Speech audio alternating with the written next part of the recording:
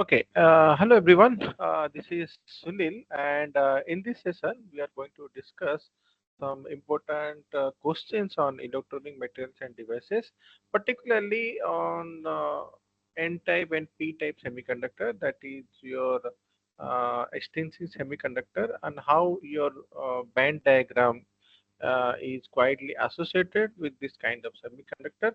What is Fermi level, what is Fermi potential in this kind of semiconductor, and different consideration of war function and how we can calculate for this kind of doped silicon. So that we're going to discuss with explanation with the band diagram. So let's see the question number one here. Uh, let's consider a p-type doped silicon substrate. That means it is a extinction semiconductor, which is a p-type silicon, which is at room temperature, where the Fermi potential is given 0.2 electron volt. Uh, the question also here signifies if the electron affinity of silicon is 4.15 electron volt, then calculate the war function of the doped silicon. That means you have to find out what is the war function for this doped p-type silicon substrate, and that you have to explain it with the help of bind diagram. Okay, so this is the overall question highlights. So let's see how we can solve this question. But before that, we have to understand the Venn diagram of a p-type silicon substrate. Now, this is the energy band diagram of a p-type silicon substrate. Now, if you can see, different energy levels are there. So let me highlight. So if you can see here, this is denoted as E naught. So this E naught is nothing but energy level at free space. EC is the energy of conduction band. Uh, EB is the energy at valency band, and there are some other terminology which we use it here, and that we need to understand. That is called intrinsic Fermi level, which is called EI. This part we have to understand that this intrinsic Fermi level always lies in between the conduction and valency band. Okay, so you can say it is the in between of your conduction and valency band. But where your Fermi level is located, that depends upon the type of doping. In case of p-type silicon substrate, the Fermi level uh, is situated just above your valency band. So if you can see, the this Fermi level is situated just above the valency band. Now this is denoted as PEFP. That means Fermi level for a p-type substrate. Okay. So now, how we can define Fermi level? Fermi level is the highest energy occupied by the electron at absolute 0 degree temperature. That is actually the Fermi level. Now, there another thing we have to also understand what is actually your Fermi potential here. Fermi potential actually the difference between your intrinsic Fermi level and your Fermi level. Okay.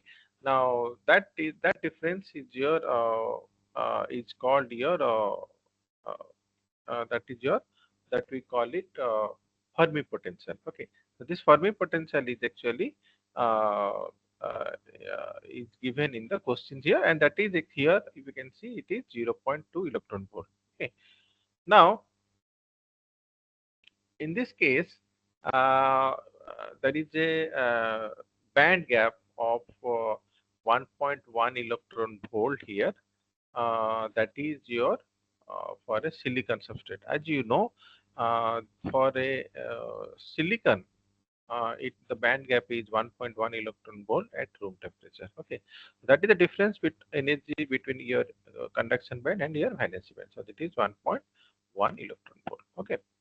Now, another thing is that uh, the energy required to for the electron to move from your conduction band to your free space, that is denoted as your electron affinity. So this is your Q psi is your electron affinity value. So this electron affinity is the energy required from the conduction band to the free space.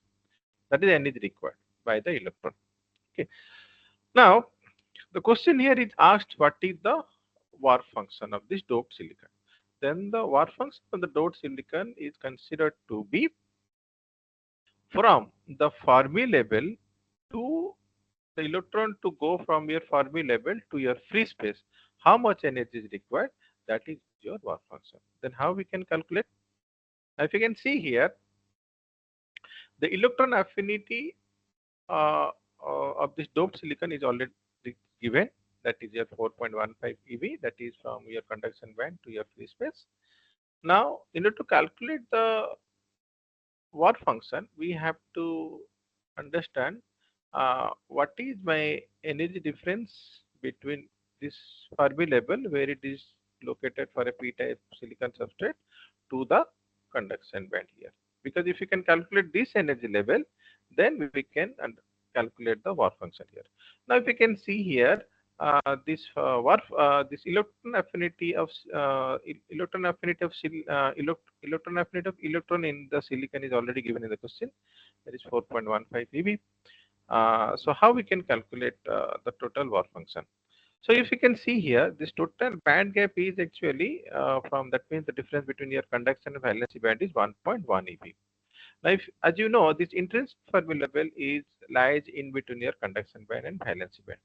So what will be my energy difference between your conduction band to intrinsic Fermi level? So it is half of your band gap, that is 0.55 eV, and from intrinsic Fermi level to your valency band is 0.55 eV. Okay. Now, as per the question, it is already given this Fermi potential is 0.2 eV. That is the difference between your intrinsic Fermi level and the Fermi level where it is located. Okay. As you know, Fermi level for a p-type silicon substrate is just above your valency band. So, what will be my total work function? The total work function will be the electron affinity, that is value, that is 4.15 electron volt, plus the energy difference between your conduction band and your Fermi level where it is there. So if you can see, so it is 0.55 eV plus 0.2 eV, so that gives rise to your 4.9 electron. Okay, so for a p-type silicon substrate, the work function is 4.9 electron volt. Okay, Uh, we have to understand that work function is nothing but the electron energy required to go from your Fermi level to vacuum or free space. In this case, as you know, your Fermi level is placed just above your valence band. So from this Fermi level to the free space, how much energy is required, that gives rise to your work function. So in this case, we have calculated that the work function of this p-type doped silicon substrate is 4.9 electron volt. Okay. Now let's go to the next question. Consider a doped silicon substrate at room temperature where the Fermi potential is 0.2 electron volt.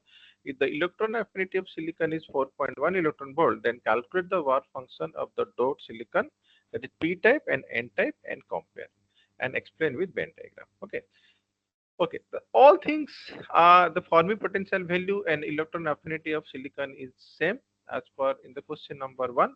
Here we have to calculate that what will be the work function for a n-type silicon substrate, and that we have to find out with the help of Venn diagram, and we have to see what is the comparison between these two cases. Okay.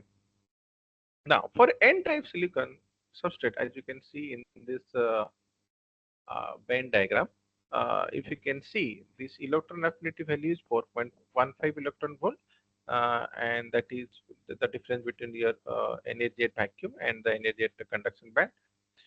But in terms of n-type silicon substrate, your Fermi level is placed just below your conduction band. Okay, so this is my Fermi energy level, that is denoted as EFN.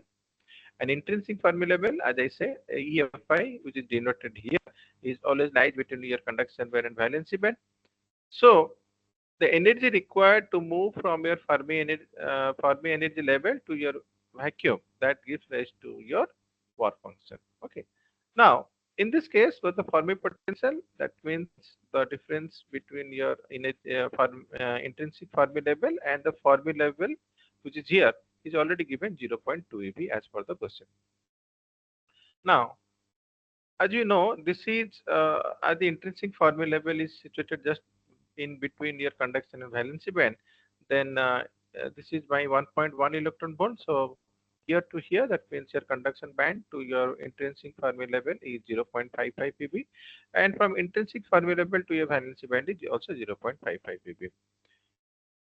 And so if you can calculate the work function, then so from intrinsic Fermi level to your Fermi level is zero point 0.2 ev, and as from here, that intrinsic Fermi level to your conduction band is 0.55 pb.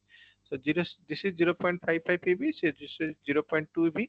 So then the difference between your conduction band and the energy at Fermi level, it will give rise to 0.35 pb. It's because 0.55 pb minus 0.2 pb, that gives rise to 0.35 pb. Okay. So what will be my total work function then? This is 0.2 ev plus and, 0.